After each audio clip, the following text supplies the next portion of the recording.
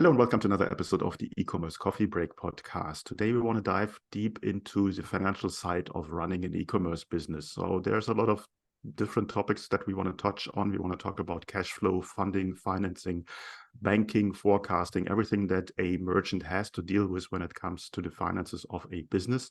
And with me on the show, I have Os Merchant. He is the VP of Customer Success and Support at Viaby.com, a financial solution for e-commerce business owners. With over 20 years of work experience, Os is a seasoned leader, entrepreneur, and coach in the field of sales, customer success, and e-commerce. And he's passionate about helping business grow online and thrive. So let's dive right into it and welcome Os to the show. Hi, how are you today? Good, Klaus. Thanks so much for having me on. You're welcome.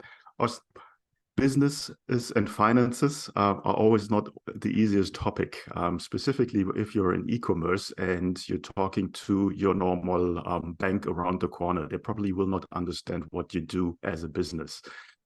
So yeah, there's a lot of explanation to do. From your perspective, what are the biggest challenges you see that e-commerce businesses, D2C, B2B, whatever they're in, are dealing with when they're talking to banks? It's interesting. So my act one of my life was in kind of the retail, wholesale, manufacturing space, and then I got really into the tech world and the SaaS companies specifically. And one of the challenges we ran into as a SaaS company was just that most traditional banks just don't understand how that business works, the KPIs, the metrics, how to underwrite a business like that. And they're looking for property, they're looking for physical assets, something to use as collateral. When it comes to something that's in the cloud, they're like, how do I underwrite this? How do I support a business like this?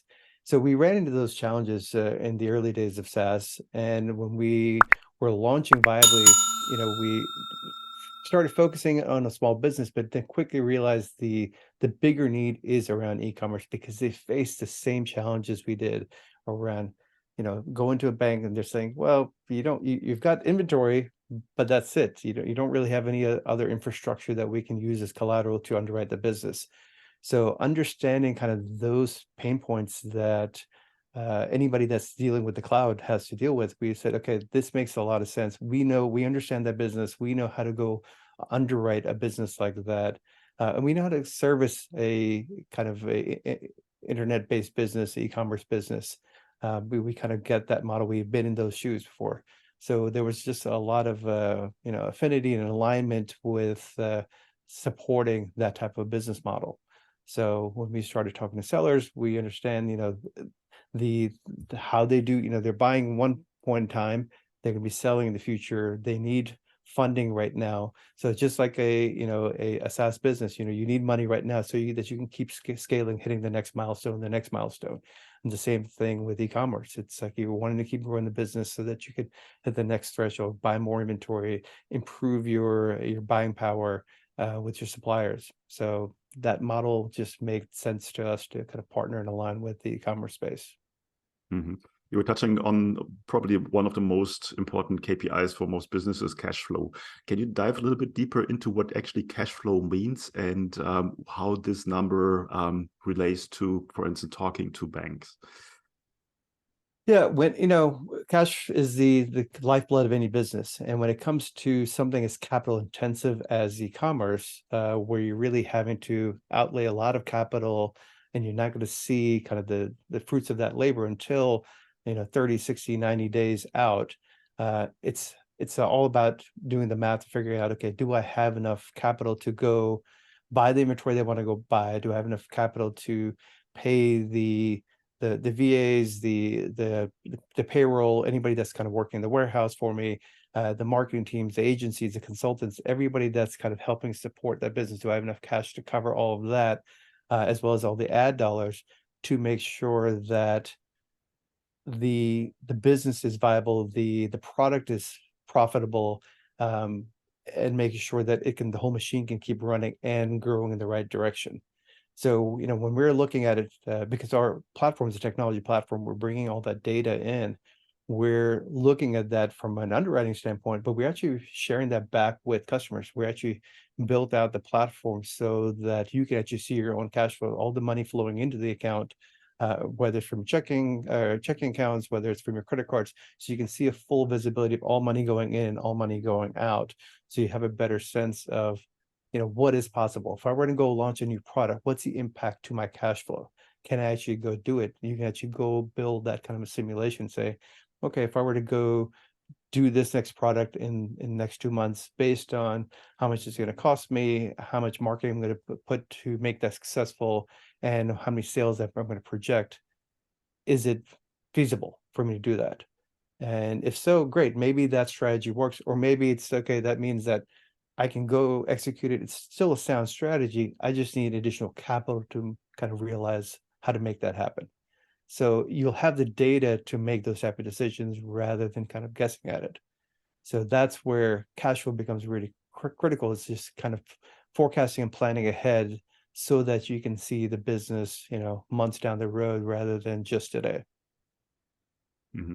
I totally agree. The data makes definitely the difference there. Now, for new businesses, they probably don't have the data. And specifically looking into e-commerce and D2C, there's obviously a bit of a Q4, for instance, like the biggest part of the year. And then you have to sort of have financing to finance the marketing going into Q4, to buy inventory and whatsoever.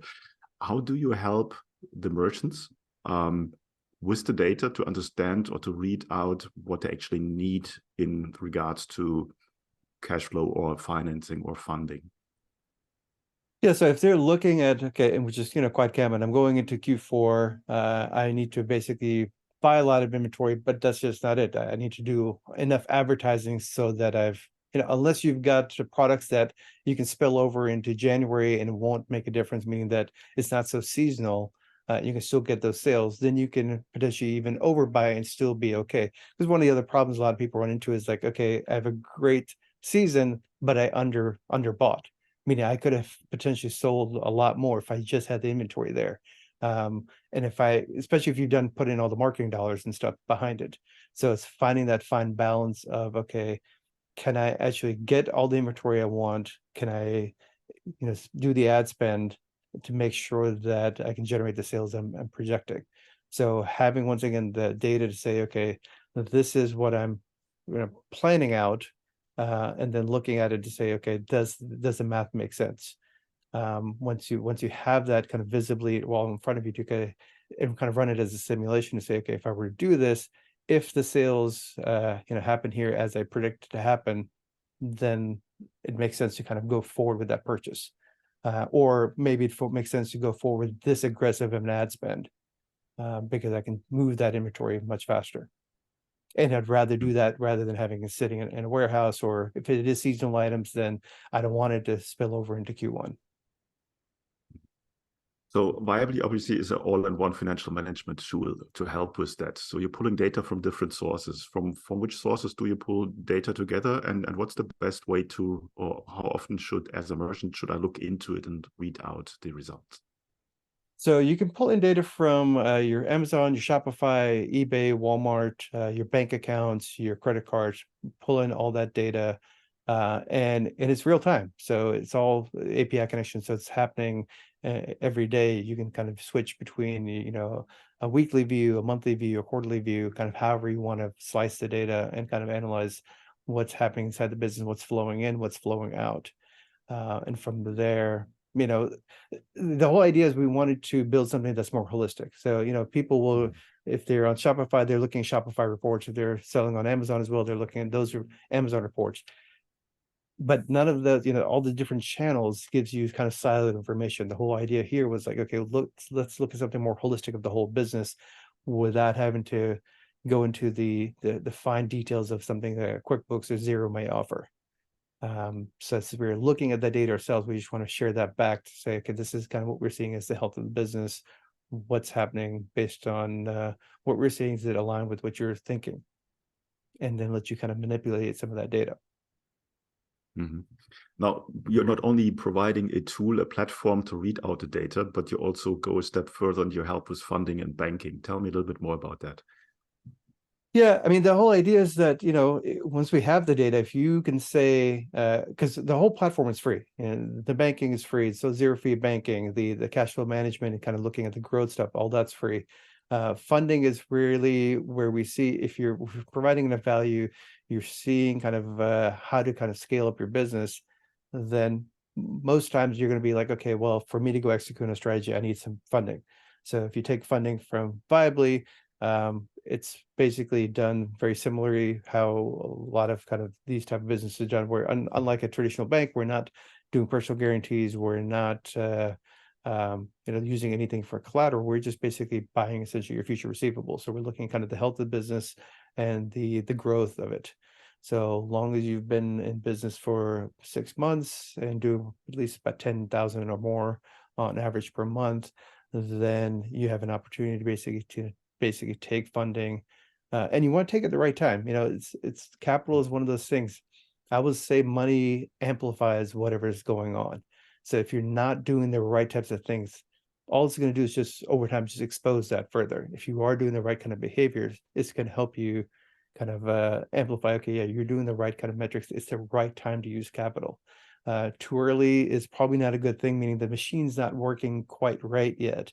You don't want to just because you have capital throw it into ad spend, because that means you just didn't really optimize your ads. You just use money to hide the fact you're not optimizing your ads. So you want to basically fine tune all those things and let the capital best utilized to kind of fuel the fire of a well-working machine, not kind of hide kind of areas you're not wanting to look at. Are you overpaying for inventory? Are you overpaying for shipping? Are you overspending on ads? All that can be kind of tucked away because you have enough capital. So the whole idea is to use it the right way so that you can actually getting the most ROI on capital. Most people think about, what's my cost of capital? If you're using it the right way, you should really be thinking about what's the ROI on my capital. If I put $1 into this machine, does it crank out, $1.5, $2, $5? What does it give you as a return of that? So if you can start thinking about it that way, it just changes how you start looking at capital.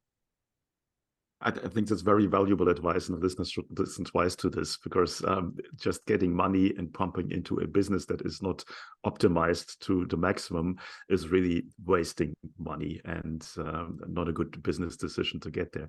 Now, as you said, all of these things are coming together from YLB. What's kind of the approval process or the process to get started with you guys? That's very simple. You go basically to runviably.com. That's the website, RUNVIABLY. You sign up, you connect your Shopify, your Amazon, your Walmart, eBay, your bank accounts, your credit cards, all done through APIs and stuff. So all you're doing is just kind of signing in real quick. So it takes maybe all of 5 minutes. And then that will basically generate kind of an algorithm that will go through underwriting, and it's looking at kind of the health of the business and looking at kind of future sales and growth. Because the whole idea is we want to, fund a business with the right amount of funding, meaning that we never want to put you in the red. The whole idea is we don't want to put an additional strain on the business. We want to basically, capitalize you in the right way for the right amount that you can settle back. So you're not going deeper in the hole. So that is kind of the key metric. And then, there's final verification steps, because with the Viably account, you're also getting the full business checking. So you can have the banking capabilities, you can ACH, wire transfer out of it. You got cashback cards. So you get kind of the full experience that way. And because of that, since it's a Viably account, you also get the funds right into your Viably account within 24 hours. Okay, that's very straightforward, very fast. Who's your perfect customer? Which kind of industries, niche, verticals do you work best with? Long as the e-commerce, really, it doesn't matter. If you're selling, through Shopify, if you're selling on Amazon, that's kind of the primary focus. Doesn't matter what kind of categories of products you're selling. We have, there's working capital that's good for people that are doing kind of private label brands and such. There's cash advance we do for people that are doing more arbitrage stuff where they need access to capital much quicker so they can go do more shopping and buy more products. So we offer that as well. So that may be on kind of any of the marketplaces where you can kind of do more arbitrage stuff on. Sometimes people ask, well, can you work with drop shippers? Technically, yes. when you're selling, if you're selling through, Shopify or Amazon, just the capital needs are just different. I mean, you're making the sale before you're needing the funds. So once again, we go back to kind of educating, saying, okay, is it the right time for you to use the capital, and is it the best use of that Mm. capital? Yeah, absolutely. What kind of requirements do you have from, is it only for US-based merchants or international, or how does that work? At present, US entities only. So long as the business is registered in the US, LLC, Inc., whatever that is, however you said that, as long as there's one in the US. Yeah, that's the only kind Mhm. of key requirement. Over time, we'll plan to support full international entities as well, but right now it's just US based. Okay. What's your pricing structure? How do you earn money? Yeah, so from the funding aspect is the only way, we're just doing it as a flat fee, rather than and people ask us, what's the APR and stuff. We're not lending, we're not doing loans and stuff. It's really just working capital. We just do it as a flat fee. Usually ranges anywhere from 5 to 10%. So you're getting, and that's usually about 3 to 6 months. So you're getting capital, you're paying a fee, and then you're settling that as a percentage of sales over time. Mhm. You mentioned partly already what the question is now. Is there any kind of homework that I need to do as a merchant before I get in contact with you? Yeah, that's a good question. And most merchants and stuff we're talking to, some have really, it's interesting in who gets into space.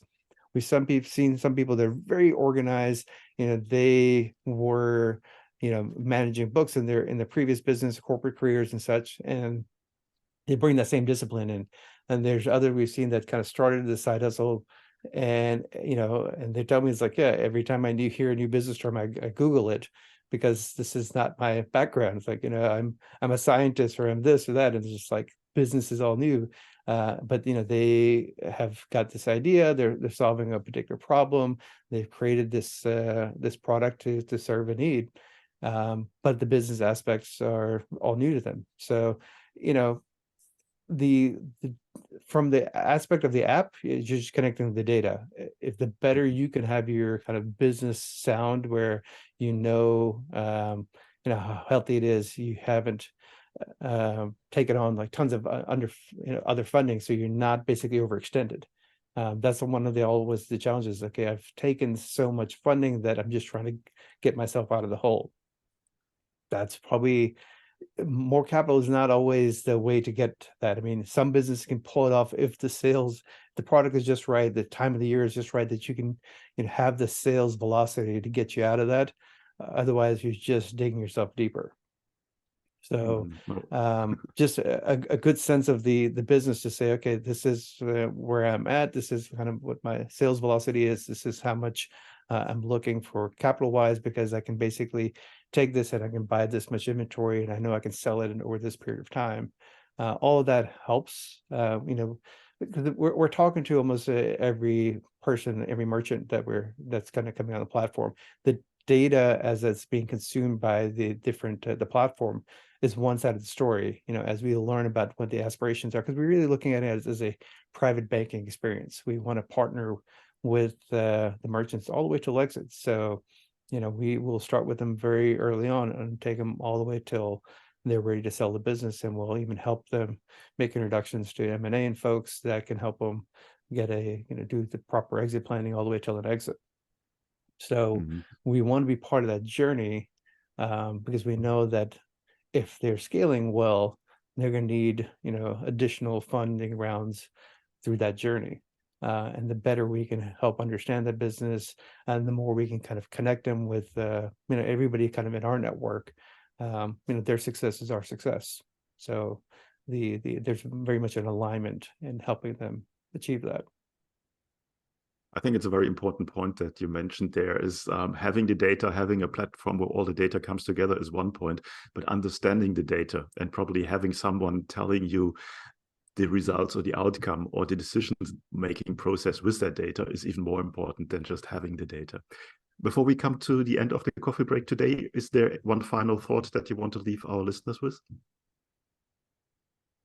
It's a very simple process to get started. I recommend, having access to capital and knowing kind of where you stand is always good, to say, okay, well, it's kind of in your back pocket. You don't have to take funding from us. At least okay, this is what's available to me. Then I can use that data to say, what do I do with the business? What else can I do with that? How else can I grow?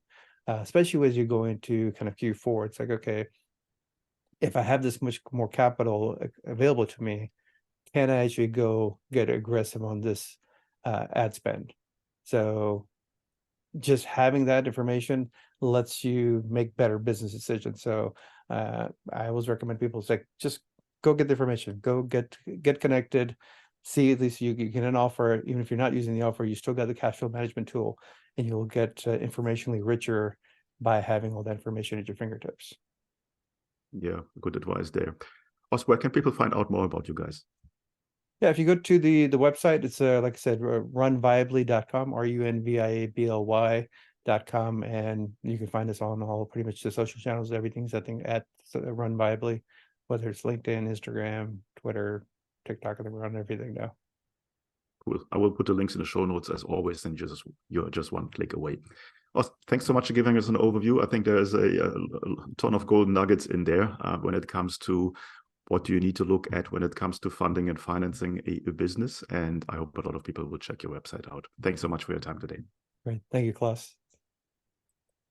Hey, Klaus here. Thank you for tuning in to another episode. Before we wrap things up, I've got a couple of important points to share. Firstly, if you have enjoyed today's episode and want to support the show, here's a simple way to do it. Help me out with that algorithm magic by liking, commenting, and subscribing on your favorite podcast app. And if you're feeling extra generous, leaving a rating would be great. Your support helps me bringing more impactful guests on the show, and it makes it easier for others to discover the podcast. Secondly, I want to talk about to all your business owners out there. Here's a question. Are you tired of juggling everything in your business while struggling with your marketing tasks? Fed up with hit and miss experiences of hiring freelancers or agencies that don't quite get your vision? But perhaps you're not ready to commit to a full-time in-house marketer just yet. Well, I've got a solution for you. Introducing our fractional marketing team. My team and I provide top-notch experienced marketing professionals to become an extension of your business. Not only will they save you up to 50% on cost compared to traditional hires, but they also take care of all this time-consuming, repetitive and complex marketing tasks that have been holding you back. And this way, you can concentrate on what truly matters, the core of your business. To learn more about how we can help you to scale up your online sales with a fractional team member, head over to our website, smart-ecommerce-marketing.com, or reach out to me directly and I'll get you the details. You will find the links in the show notes. Thanks for being a part of our podcast community, and remember, your support means the world to me. Until next time, see you then.